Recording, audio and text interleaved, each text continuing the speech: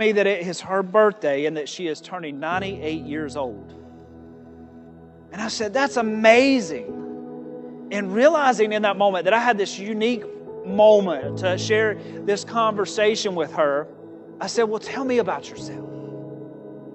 And she told me her name, and she told me about her membership in this church that we were at.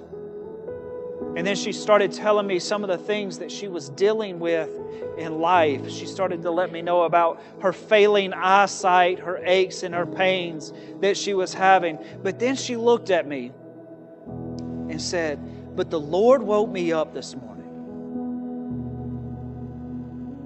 So me being my mountain self, I said, well, it beats the alternative. And without skipping a beat, this little 98-year-old lady had my hand and pulled me in close and so it said, Lord, Reverend, I hope not.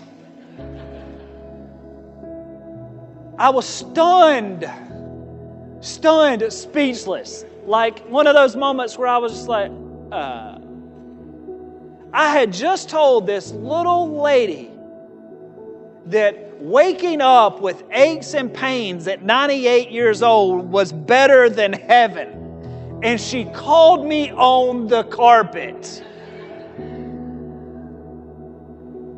Well, I tell you, I train wrecked that sermon. I 100% train wrecked that sermon because the entire time, every time I would turn my head to the left, I would look at her and I would think in the back of my mind was, how could you have said something so stupid?